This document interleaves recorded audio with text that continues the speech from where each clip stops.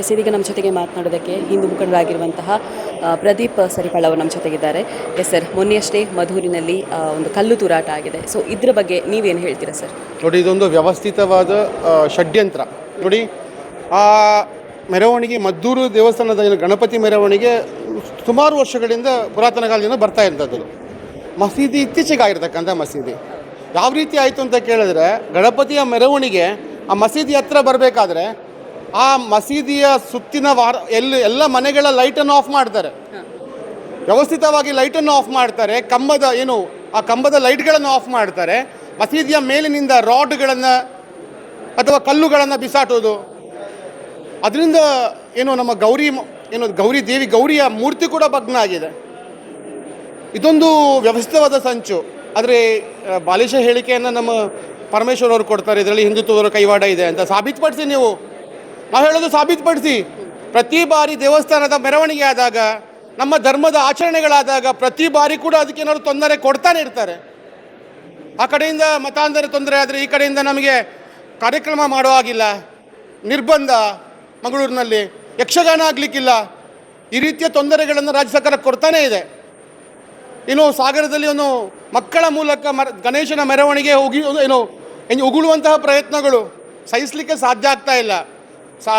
ಹಿಂದೂಗಳು ಆಕ್ರೋಶಕ್ಕೆ ಕಾರಣ ಆಗ್ತಾ ಇದೆ. ಹಿಂದೂಗಳು ಏನಾದರೂ ಜಾಗೃತಿ ಆದರೆ ಕಷ್ಟ ಆಗುತ್ತೆ. ಹಾಗಾಗಿ ಜಿಲ್ಲಾಡಳಿತ ಇರ್ಬೋದು, ಸರ್ಕಾರ ಇರ್ಬೋದು, ತಕ್ಷಣ ಎಚ್ಚೆತ್ತುಕೊಂಡು ಇದರ ಕ್ರಮವನ್ನು ಕೈಗೊಳ್ಳಬೇಕು. ಕಾರಣರಹಿತವಾಗಿ ನಮ್ಮ ನಾಯಕರನ್ನು ಜಿಲ್ಲೆಗೆ ಬರೋದಾಗಿ ತಡೆ ಕೂಡ ಮಾಡ್ತಾ ಇದ್ದಾರೆ. ಚಿತ್ರದುರ್ಗದಲ್ಲಿ ನೋಡಿ, ಇಷ್ಟು ವರ್ಷಗಳಿಂದ ಕಾರ್ಯಕ್ರಮ ಆಗ್ತಾ ಬರ್ತಾ ಇದೆ. ಭಾರತದಲ್ಲಿ ಎರಡನೇ ದೊಡ್ಡ ಗಣೇಶೋತ್ಸವ ಅಂತ ಹೇಳಿದರೆ ಅದನ್ನು ನಾವು ನಂಬೋದು, ಇದು ಚಿತ್ರದುರ್ಗ ಅಂತ ಹೇಳ್ಬೋದು. ಆದರೆ ಆ ಚಿತ್ರದುರ್ಗದಲ್ಲಿ ಇವತ್ತು ಶರಣ ಪಂಪಿಲ್ ಅವರಿಗೆ ನಿರ್ಬಂಧ ಇದೆ. ಇಷ್ಟು ವರ್ಷಗಳ ಕಾಲ ಯಾವುದೇ ಯಾವುದೇ ಅಹಿತಕರ ಘಟನೆ ನಡೆಯೋದೇ ಇಲ್ಲ. ನಮ್ಮನ್ನ ಹಿಂದೂಗಳನ್ನ ದಮನ ಮಾಡಬೇಕು, ನಮ್ಮ ನಾಯಕರನ್ನ ದಮನ ಮಾಡಬೇಕು. ಈ ಒಂದು ವಿಚಾರವಾಗಿ ಸರ್, ಅಂದ್ರೆ ಅದನ್ನ ಆಯೋಜನೆ ಮಾಡ್ತಾ ಇರುವಂತದ್ದೇ ವಿಶ್ವ ಹಿಂದೂ ಪರಿಷತ್, ಹೌದಲ್ವಾ? ಸೊ ಹಾಗಾದ್ರೆ ಯಾಕೆ ಅವರಿಗೆ ಶರಣ್ ಪಂಪೇಲ್ ಅವರ ಒಂದು ಮುಖಂಡ ಅವರಿಗೆ ಯಾಕೆ ಈ ಒಂದು ನಿಷೇಧ ಅನ್ನುವಂಥದ್ದು ಅಂಥದ್ದು ಏನು ಮಾಡಿದ್ದಾರೆ? ಅದೇ ರೀತಿ ವಿಶ್ವ ಹಿಂದೂ ಪರಿಷತ್ ಏನು ಮಾಡಿದಂಥದ್ದು? ಒಟ್ಟಾರೆ ಹಿಂದೂ ನಾಯಕರನ್ನ ದಮನ ಮಾಡಬೇಕು.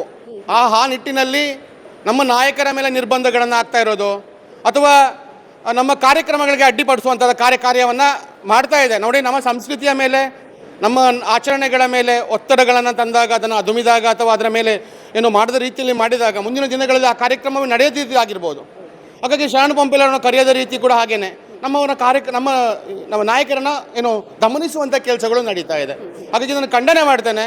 ತಕ್ಷಣ ಅವರ ಮೇಲೆ ಹಾಕಿರತಕ್ಕಂಥ ನಿರ್ಬಂಧವನ್ನು ತೆರವುಗೊಳಿಸಬೇಕು. ಅವರು ಆ ಮಹಾಗಣಪತಿ ಕಾರ್ಯಕ್ರಮದಲ್ಲಿ ಪಾಲ್ಗೊಳ್ಳುವಂತೆ ಅದನ್ನು ಅವರಿಗೆ ಅನುಮತಿಯನ್ನು ನೀಡಬೇಕು ಅಂತ ವಿನಂತಿಯನ್ನು ಮಾಡ್ತೇನೆ. ನಿಖರ ಸುದ್ದಿ, ಸದಭಿರುಚಿಯ ಕಾರ್ಯಕ್ರಮ. ನೀವು ನೋಡ್ತಾ ಇದ್ದೀರಾ ಕಹಳೆ ನ್ಯೂಸ್, ಸಮಾಜದ ಜಾಗೃತಿಗಾಗಿ ವಸ್ತುನಿಷ್ಠ ವರದಿ.